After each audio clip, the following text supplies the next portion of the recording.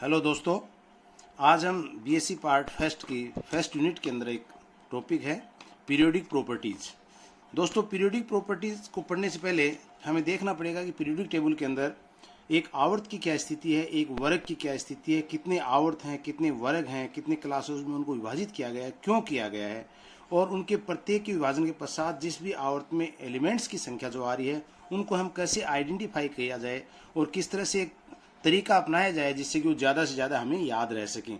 तो इसी के ऊपर आज हम हमारा टॉपिक ले रहे हैं पीरियोडिक टेबल या पीरियोडिक प्रॉपर्टी जिसको कहते हैं। प्रॉपर्टीज मीन्स एलिमेंट्स के अंदर परिवर्तित गुण कैसे आ रहे हैं, ग्रेजुअली चेंज कैसे आ रहे हैं और किस कारण से परिवर्तन हो रहे हैं, उनका अध्ययन हम यहाँ पे करेंगे।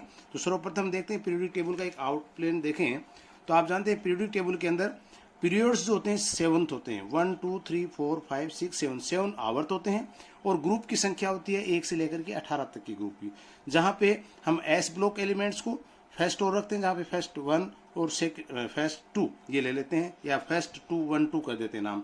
इधर से हम ये पी ब्लॉक के एलिमेंट्स जिनको एक अलग आउट पीरियड में ले रहे हैं साइड में, और मध्यम में हमने कहा कि 10-10 elements 3D 4D 5D 6D के परिवर्तित रूप में हम यहाँ लेते हैं, और एफ ब्लॉक को हम सबसे नीचे रखते हैं। तो इनके रखने का कारण भी क्या है ये आप समझ रहे हैं, क्योंकि एक आवर्तता यानी उनके गुण धर्मों में परिवर्तन जो कि हमने पहले क्या लिया था एटॉमिक वेट के अनुसार उन्हें रखने की सोची, जो मोजले पीरियोडिक टेबल्स आई, उसके बाद उसकी मॉडर्नाइजेशन पीरियोडिक टेबल बनी, जो उन्होंने कहा कि एक एटॉमिक नंबर के आधार पर अगर इनको रखा जाए तो एक पीरियोडिक टेबल का जो आकार जो होगा वो सिस्टमेटिक होगा। अन्यथा क्या होता है, हमने कहा जिस प्रकार से डी ब्लॉक के एलिमेंट्स बीच में 10-10 डी ब्लॉक के एलिमेंट आ गए और उसी डी ब्लॉक में ही हमने कहा कि एफ ब्लॉक के भी 14 एलिमेंट आ गए, तो पीरियोडिक टेबल एक इस तरह से अजीब सा रूप धारण कर लेगी जो कि समझ से बाहर हो जाएगी। इसलिए इन्होंने कहा कि एक अलग अलग रूप में हम लें और उनके डिस्ट्रीब्यूशन भी ऐसा करें कि जिसमें हम कहें कि सामान्य परिभाषा में कि जिस भी कक्षक में आउटर मोस्ट कक्ष में ये कह सकते हैं या जिस भी कक्षक में इलेक्ट्रॉन जब प्रवेश करता है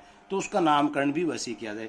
फॉर एग्जाम्पल एस ब्लॉक की हम बात करें तो हम कहते हैं एस ब्लॉक के एलिमेंट्स को कैसे परिभाषित करें। सीधा सा तरीका है कि जब सबसे आउट मोस्ट ऑर्बिट जो इसका है एस का, यानी आने वाला जो इलेक्ट्रॉन है एस कक्षक में जब प्रवेश करता है enter the S orbit S कक्षक में, तो वो क्या कहलाएगा, एस ब्लॉक के एलिमेंट कहलाएंगे। इसी प्रकार से आने वाला इलेक्ट्रॉन जो पी कक्षक में, अंतिम इलेक्ट्रॉन जो उसका पी कक्षक में प्रवेश कर रहा है, इसका मतलब उसका घर कौन सा हो गया, वो पी कक्षक होगा। इसी प्रकार से डी कक्षक और एफ कक्षक। अब इनके घर की बात इसलिए करें कि हमने कहा ऑर्बिट, ऑर्बिटल्स है ना, ये कक्षक ये क्या है, इनके इलेक्ट्रॉन्स के रहने के स्थान है। तो आज इसी पे हम चर्चा कर रहे हैं। तो एक पीरियोडिक टेबल के अनुसार अगर हम चलें तो आप पाएंगे, देखिए हम शुरुआत करते हैं यहाँ से एस ब्लॉक के एलिमेंट से। तो आप देखिए एस ब्लॉक में फर्स्ट ए और वर्ग बी या एक या दो वर्ग भी कह सकते हैं। मैंने जब एस ब्लॉक आपको अध्ययन करवाया था मेरे वीडियो में, पहले भी आपने देखा होगा कि एस ब्लॉक के एलिमेंट का हमने अध्ययन कर चुके हैं पूरा। पुनः एक बार इसके रिवीजन के लिए आप देखिए एस ब्लॉक में क्या है, जिसमें हमने कहा कि एक तो एल्कली मेटल है, एक एल्कलाइंस मेटल्स हैं। एल्कली क्षारीय धातु और दूसरी एल्कलाइंस मेटल। तो इसमें क्या अंतर हुआ है, एल्कलाइंस क्यों कहा, क्योंकि इनके जो हाइड्रोलिसिस जब करते हैं तो इनके क्षार के गुण प्रदर्शित हो रहे हैं। तो उनको याद करने का तरीका देखिए आपने, हमने कहा कि हाइड्रोजन में कौन से हैं, हाइड्रोजन को एक अलग ले लिया क्योंकि इसकी एक स्थिति जो है निश्चित नहीं थी।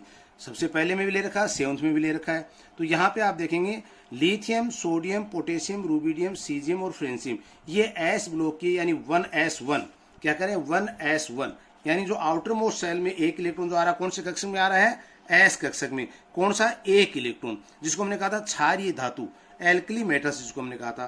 तो यहाँ पे याद करने का तरीका निकाला है और अलग अलग वैज्ञानिक जो अपने हिसाब से इसको रख सकते हैं, आप भी अपने हिसाब से रख सकते हैं। कुल मिलाकर ये हमें याद कैसे रहे इस पे ध्यान करना है। तो कई बार कहते हैं इस प्रकार से, जैसे हे लीना की रब से फरियाद, है लीना की रब से फरियाद, है हाइड्रोजन, लीना लिथियम, नाम सोडियम, की पोटेशियम, आर भी रब और सीजियम से फरियाद। तो इसको कैसे भी याद करने का तरीका होना चाहिए। तो पोएम्स की तरह से जैसे बच्चे छोटी क्लासों में याद करते हैं तो हम भी याद कर सकते हैं, है लेना की रब से फरियाद, यानी रब से फरियाद कर रही है लेना नाम की कोई लड़की, और वो क्या फरियाद कर रही है, अपने को याद करने से मतलब है। दूसरा हमने कहा कि सेकंड ए वर्ग में एल्कलाइन अर्थ मेटल्स, जिसमें हमने कहा क्षारीय मृदा धातु भी कह सकते हैं, तो वो कौन से, इनमें beryllium, magnesium, calcium, strontium, barium और रेनियम, ये कौन से आ रहे हैं, सेकंड ए वर्ग के एलिमेंट्स हैं। इनको भी याद करने का तरीका उन्होंने कहा कि बेटा मांगे कन्या सुंदर बाप राजी। अब कई बार कहते हैं इनको कि बाप रोए, तो रोए क्यों अपने यहाँ कहेंगे कि बेटा मांगे कन्या सुंदर बाप राजी, तो बेटा अगर सुंदर कन्या मांगे तो बाप राजी होगा। तो उसी रूप में इनको याद करने का तरीका है, बाकी कोई जरूरी नहीं हम इसी रूप से याद करें, हम सीधा भी याद कर सकते हैं। तो एस ब्लॉक के अंदर पाए जाने वाले एलिमेंट्स को जिसका अंतिम इलेक्ट्रॉन जो है वो एस ब्लॉक कक्षक में जा रहा है और जिसमें lithium, sodium, potassium, rubidium, caesium, francium और अंतिम इलेक्ट्रॉन जो 1s1, यानी पीरियड में अगर बात करें 1s1, फिर 2s1, 3s1, 4s1, 5s1, 6s1, 7s1, यानी ये जो इलेक्ट्रॉन जो लास्ट वाला है ये एस कक्षक में जाता है और अर्धपूरित निर्माण करता है, इसलिए हमने क्या कहा इनको एस ब्लॉक एलिमेंट।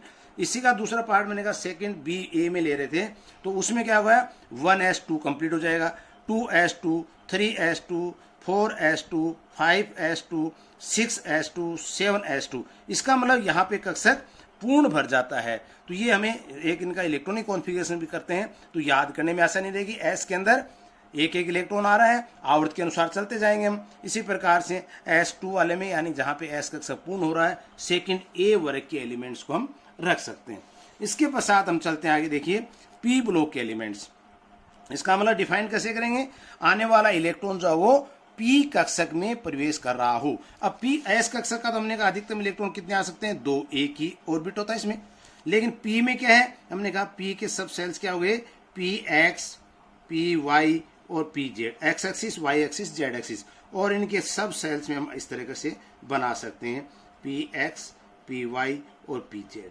तो यहाँ पे इसका मतलब अधिकतम इलेक्ट्रॉन कितने आए पी के अंदर, अधिकतम इलेक्ट्रॉन जब पेयरिंग की हम बात करते हैं तो 6 electron, maximum number of electrons जो भरने की क्षमता है वो पी ब्लॉक की 6 इलेक्ट्रॉन की है। तो यहाँ पे वही हम इनको थोड़ा सा याद करने का फिर एक तरीका निकाल रखा है।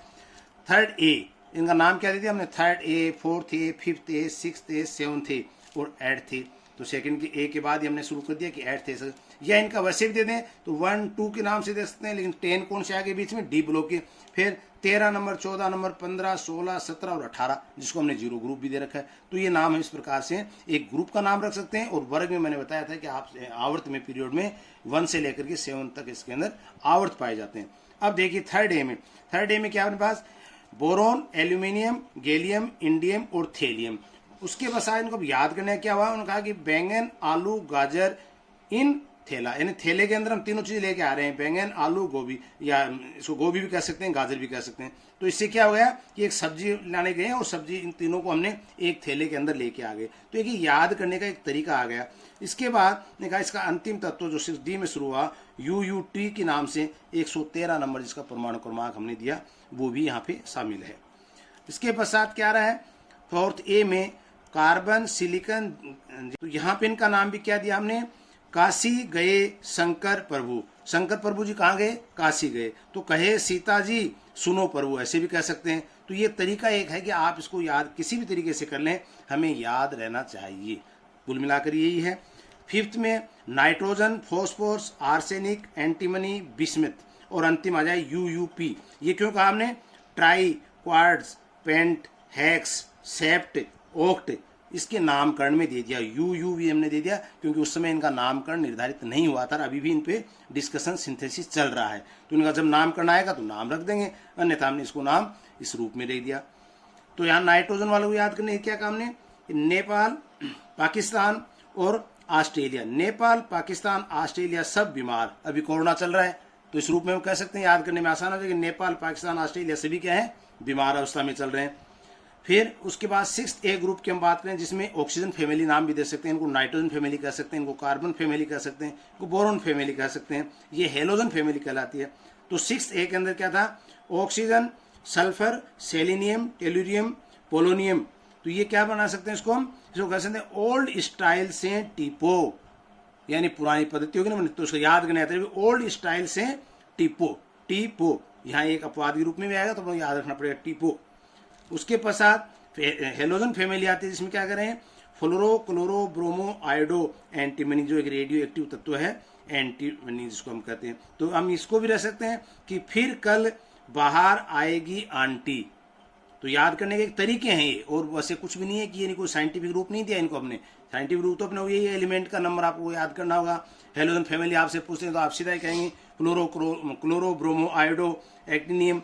तो ये हमने नाम रखने पड़ेंगे, और ये क्योंकि एक रेडियो एक्टिव तत्व है इससे नाम से ही पूछ लेते हैं।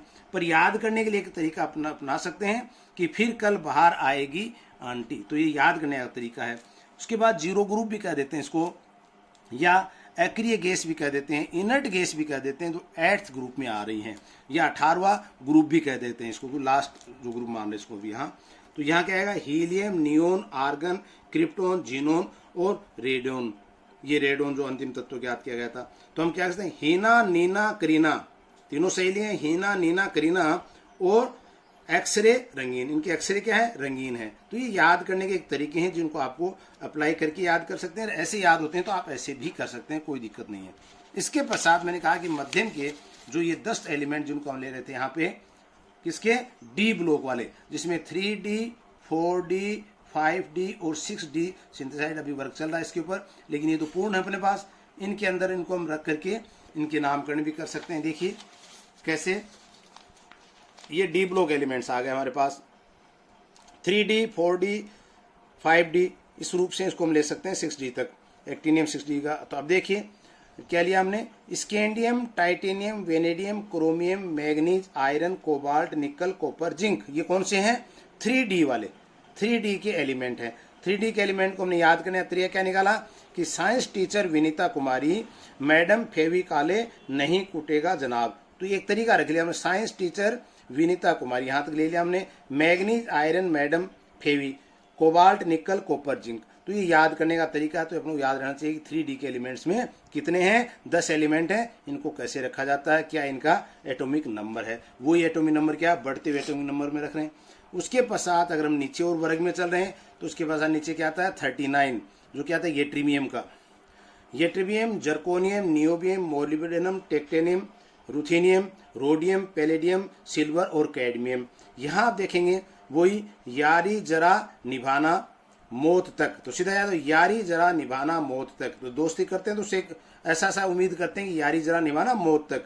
उसके बाद क्या, रुकावट राह में पड़े, अगर रुकावट भी राह में पड़े तो आगे कूद जा। तो सबसे पहले क्या हो, दोस्त को दे आगे कूद जा, तो वही एक दोस्ती कहलाती है। इसलिए हमने इनका नामकरण इस रूप में रख दिया। फिर उसके बाद लेंथेनम शुरू हुआ, लेंथेनम 5D में शुरू हुआ। तो उसको क्या कहा हमने, लेंथेनम के बाद क्या शुरू हो गया, हैपनियम, 57 से 72। तो मध्य के जो 14 एलिमेंट थे वो कहाँ गए, वो एफ ब्लॉक के एलिमेंट में चले गए, जिसको हमने नीचे ले लिया। ये ध्यान रखना पड़ेगा, किस में चले गए, एफ ब्लॉक में। तो लेंथेनियम के बाद 72 शुरू हो गया। फिर हैपनियम, ये 14 तत्व सीजियम से लेके ल्यूटेशियम तक यहाँ आ गए।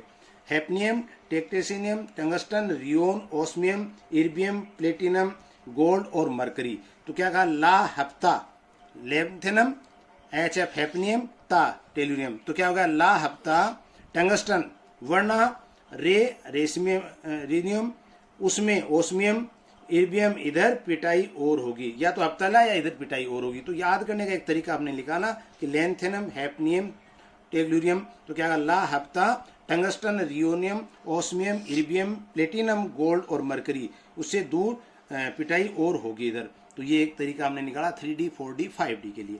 अब हमने कहा F block element. F block element कौन से थे, जिनका अंतिम इलेक्ट्रॉन एफ ब्लॉक के अंदर प्रवेश कर रहा है। तो एफ ब्लॉक में कर रहा है, तो मैंने कहा था पहले कि 14 एलिमेंट इसके अंदर हैं, लेंथेनम के 14 एक्टिनियम, क्योंकि लेंथेनम के बाद शुरू हो रही सीरीज उसके गुण धर्मों में समान है। ये भी डी ब्लॉक के तत्व ही थे, लेकिन चूंकि इनको एक अलग से हमने अध्ययन किया, जिनके गुण धर्म एक जैसे आए और इनके मध्य के तत्व लेंथेनम के बाद के तत्व थे। तो 14 तत्व अगर हम यहाँ रखते हैं तो ये डी जो 5D है ये बहुत लंबा हो जाता है आगे तक, तो पीरियोडिक टेबल एक अव्यवस्थित सी लगती है। इसलिए इन्होंने कहा ये एफ ब्लॉक है, क्योंकि अंतिम इलेक्ट्रॉन जो हो एफ ब्लॉक में इसमें प्रवेश कर रहा है, इसलिए इनका नाम क्या कह दिया हमने, एफ ब्लॉक एलिमेंट। ये अंतर संक्रमण तत्व है, inner transition element. Transition element कौन से थे, जो बारीक कक्षा N-1D में आ रहे थे, और अंतर संक्रमण तत्व जो इनर ट्रांजिशन एलिमेंट कौन से हैं, जो N-2 F कक्षक में आ रहे हैं। इनका हम इलेक्ट्रॉन विन्यास में फिर देखेंगे।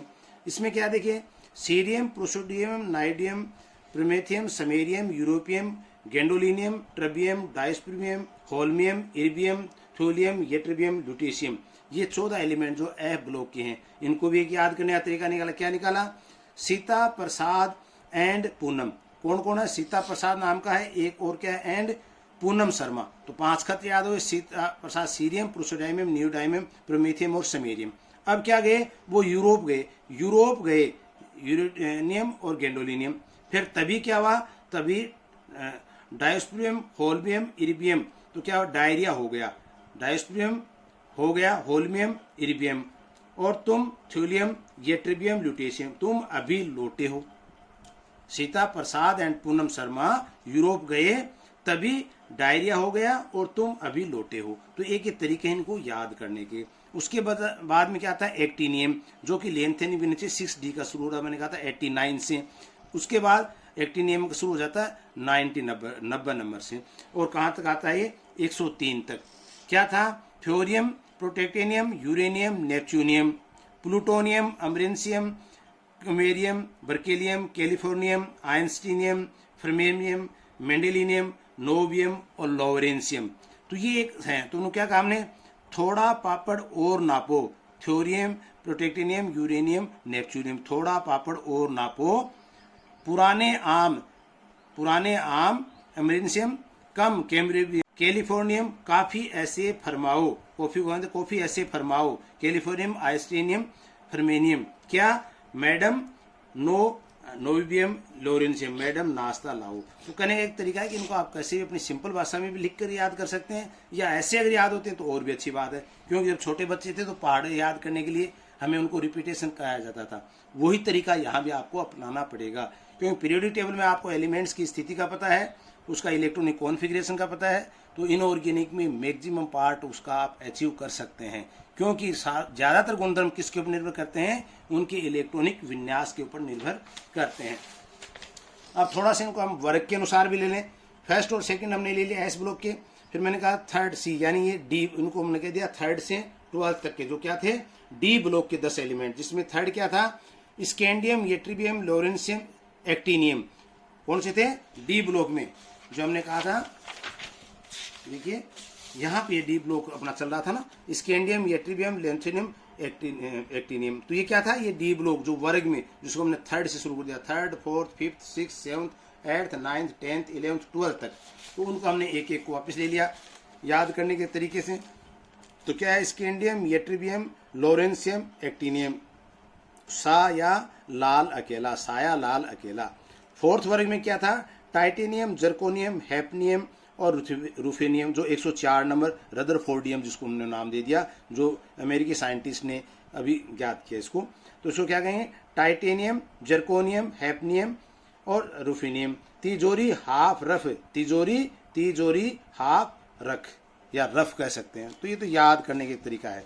वर्ग फिफ्थ में मैंने कहा वेनेडियम, नियोबियम, टेलुरियम और ये डेबनियम, जो कि एक 105 नंबर का तत्व अभी याद किया गया। ये भी, इसका नाम भी डेबनियम या हैफनियम भी बोल देते हैं इसको अभी डूबा एक रूस के अंदर जगह है उसको, जहाँ से इसको अभी रिसर्च किया गया था।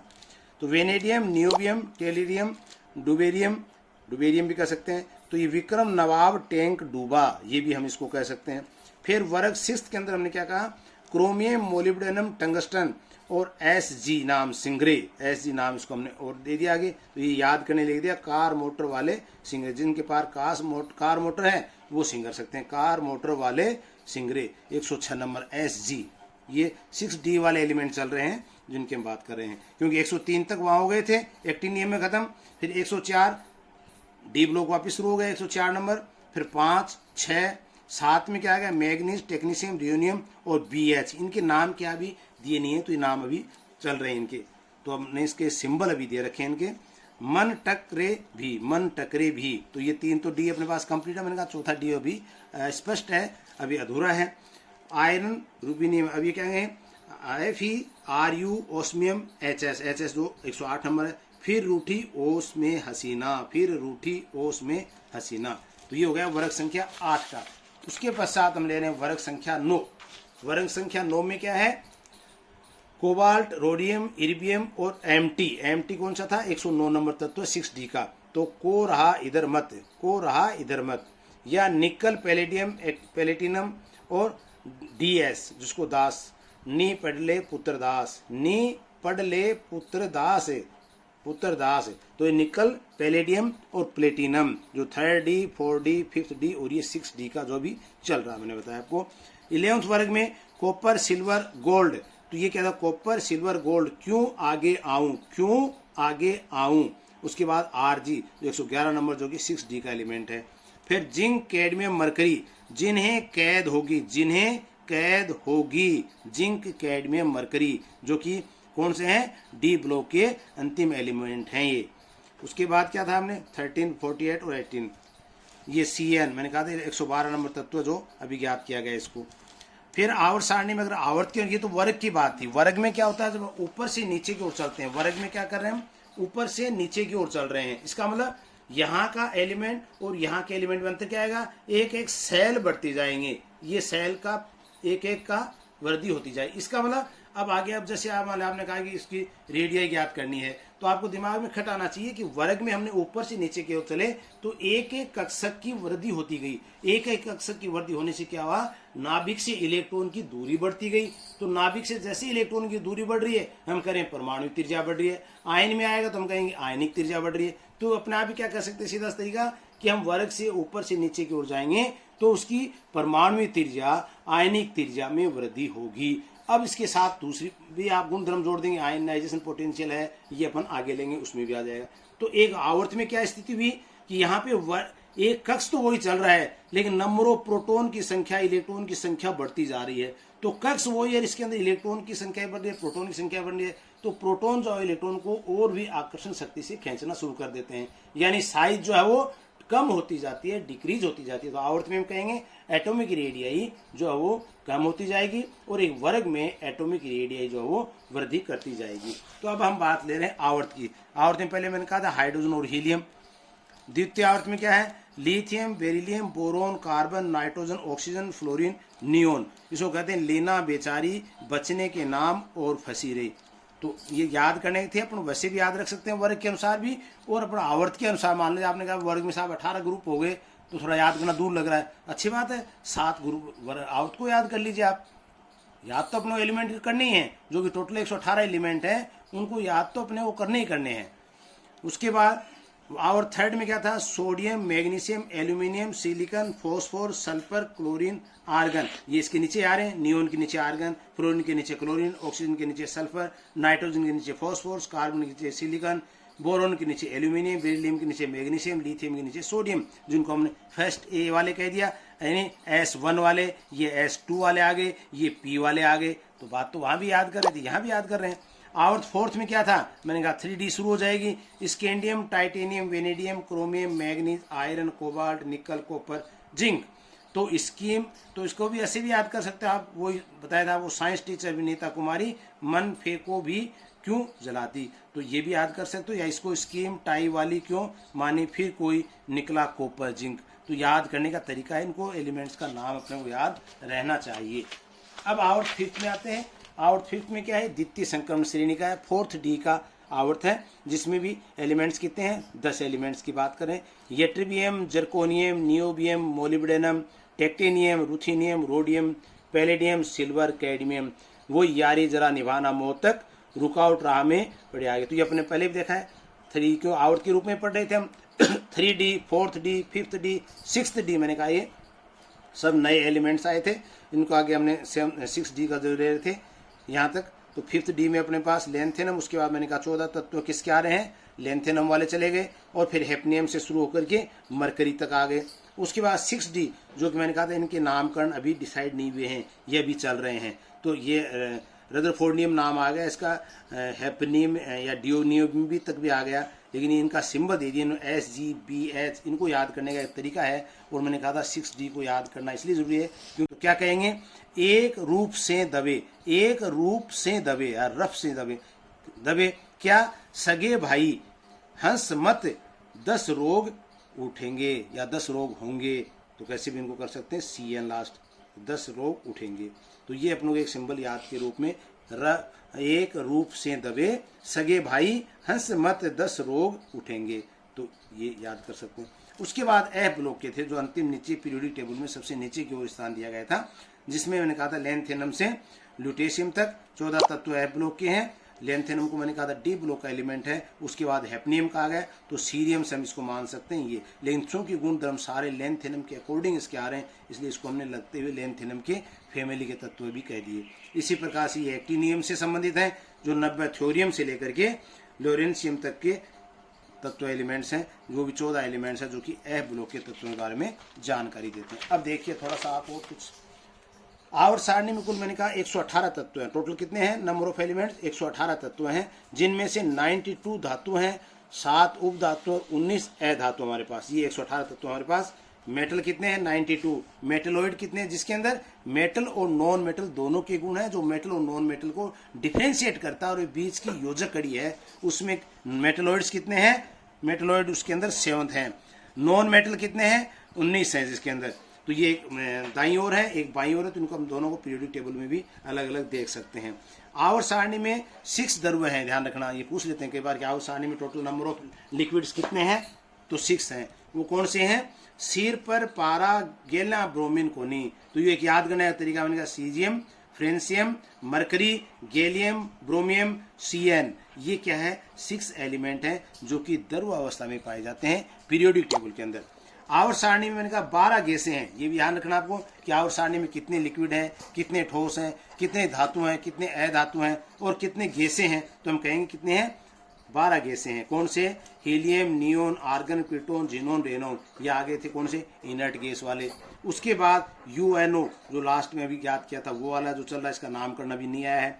Hydrogen, nitrogen, oxygen, fluorine, chlorine, ये भी गैसें हैं। तो टोटल कितनी हुई? 12 गैसें उपस्थित है हमारे पास पीरियोडिक टेबल में। लिक्विड कितने हमारे पास? 6 हैं। तो 12 और 6 कितने हो गए? 18। टोटल कितने थे? 118। तो अपने पास जो सॉलिड जो है वो कितने बच गए? 100। तो हम कह सकते हैं आवर्त सारणी में 100 सॉलिड है। इनका वर्गीकरण इस रूप में हम कर सकते हैं। और मानव द्वारा निर्मित जो पहला तत्व था वो था टेक्टेसिनियम, TC, टेक्टेसिनियम। तो ये तत्व था जो कि सबसे पहले मानव द्वारा निर्मित किया गया था। उसके बाद वाले तत्व आगे आ ही रहे हैं। अब देखिए, इतना पढ़ने के बाद भी मेंडेलीव की सारणी में भी बहुत सी कमियां रह गई थी, जिनको अभी तक भी रिसर्च चल रही है। हाइड्रोजन का स्थान निश्चित नहीं किया इन्होंने। इन्होंने कहा भी पहले ग्रुप में भी है और 7th में भी है। तो एक अनसर्टेनिटी बनी हुई थी। इससे पहले 7वें और में दोनों में रखा जा रहा था, यानी इसको आवारा के नाम से भी जानते हैं। हाइड्रोजन क्या है? आवारा। दूसरा मैंने कहा समस्थानिकों की स्थिति, समस्थानिकों को आवर्त सारणी में स्थान नहीं दिया गया, जबकि इसे परमाणु भार को ध्यान में रखकर बनाया गया है। तो समस्थानिकों के परमाणु भार समान नहीं है, इनके भी अलग अलग होंगे, क्योंकि नंबर ऑफ प्रोटॉन और नंबर ऑफ इलेक्ट्रॉन की संख्या के कारण इनके भार भी अलग अलग हो जाएंगे। प्रोटॉन कितने, न्यूट्रॉन कितने नाभिक में, उसके अनुसार इसके भार में परिवर्तन आ जाएगा।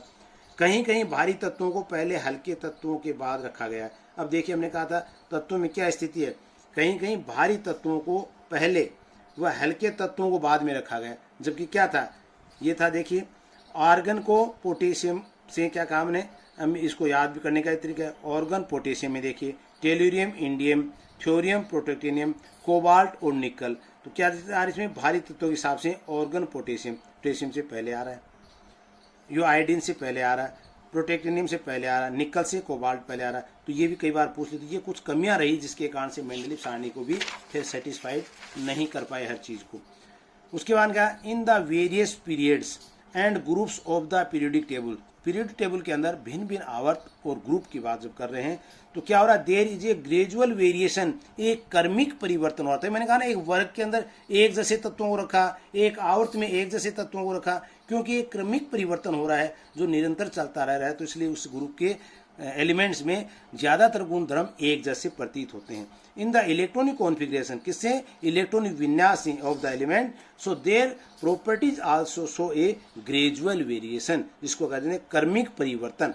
तो gradual variation in properties of elements is called a periodicity, आवर्तिता, और property of periodic table tendency of properties, प्रवृत्ति, उनकी प्रवृत्ति क्या है एलिमेंट्स की, आवर्त के अंदर क्या है, एक वर्ग में क्या है। ये इलेक्ट्रॉन विन्यास जो हम पहले डिस्कशन कर चुके हैं। मैंने कहा था कि ये कौन से हैं? Lithium, sodium, potassium, rubidium, caesium, francium.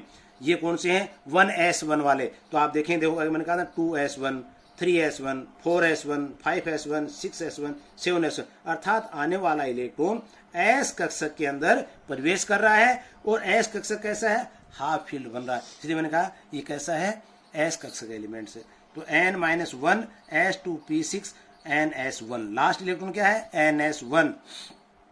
अत्यधिक क्रियाशील है क्योंकि लास्ट में एक इलेक्ट्रॉन है, तो नाभिक से बाहर की ओर जब एक इलेक्ट्रॉन है तो उसको निकालना बहुत आसान हो जाता है, कम ऊर्जा के द्वारा भी उसको निकाला जा सकता है। इसलिए क्या कहा, प्रबल धन विद्युती, मोर पॉजिटिविटी होती है इनके अंदर, थोड़ी सी हल्की सी भी आयनाइजेशन एनर्जी दी जाती है तो इलेक्ट्रॉन आसानी से बाहरी कक्षक को छोड़ देता है। और एक कक्षक खत्म होने का मतलब जो बचे हुए इलेक्ट्रॉन है उनके प्रति नाभिक का आकर्षण और बढ़ जाता है, जिससे जो आकार में और कमी आ जाती है। प्रबल धात्विक, धात्विक गुण भी क्यों है, क्योंकि इनके धन आयन बनाने की प्रवृत्ति सबसे ज्यादा होती है, वो प्रबल धात्विक है।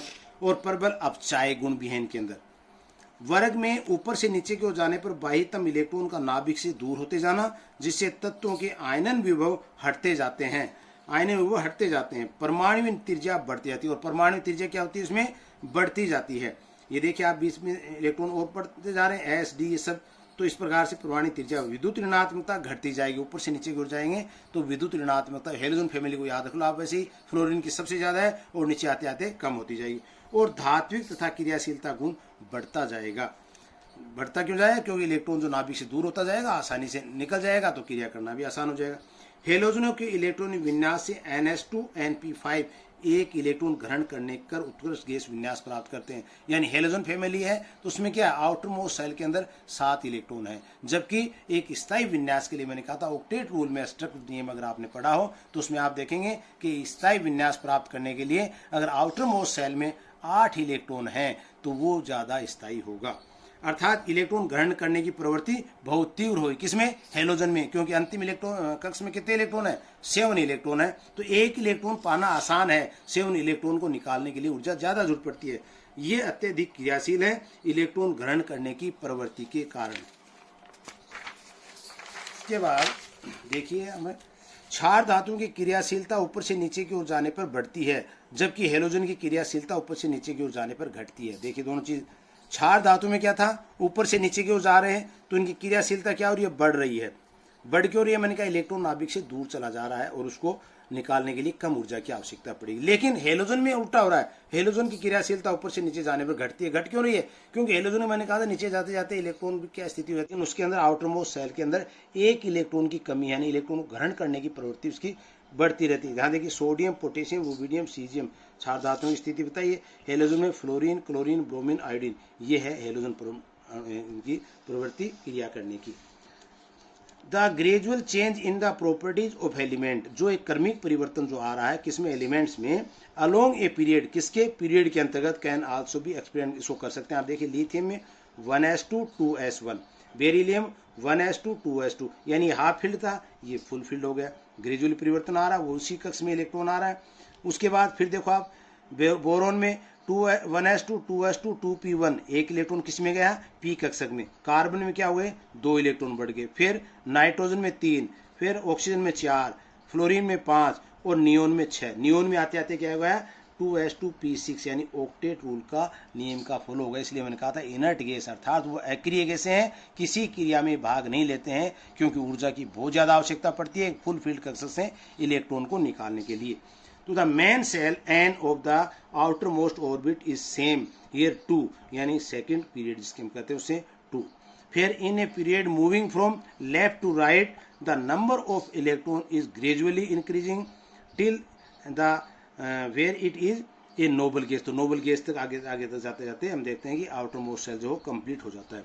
ड्यू टू दिस रीजन क्या था, atomic radii goes on decreasing, atomic radii क्या होती है इनकी कम होती जाती है, जिसके कारण से, क्योंकि क्वेश्चन आपको कैसे ही पूछ सकते हैं बोरोन से नाइट्रोजन में ऐसा क्यों हो रहा है या लिथियम से बोरोन में ऐसा क्यों हो रहा है, तो उस समय आपको देखना पड़ेगा कि लिथियम की स्थिति क्या है, बोरोन की स्थिति क्या है, कौन से वर्ग में आ रहा है, कौन से आवर्त में आ रहा है। तो ionisation potential goes on increasing ऊपर से। फिर ये देखिए electropositivity and metallic property are decreasing और इलेक्ट्रो नेगेटिविटी इंक्रीजिंग। तो ये कुछ रीजन है जिसका हमने कारण दिया कि ये कारण क्यों हो रहे हैं इसके अंदर। तो अगला हम लेंगे इनकी कुछ प्रॉपर्टी, आयनाइजेशन प्रॉपर्टी है, कुछ इलेक्ट्रॉन एफिनिटी है, इलेक्ट्रो नेगेटिविटी है। तो आज के लिए इतना ही, धन्यवाद।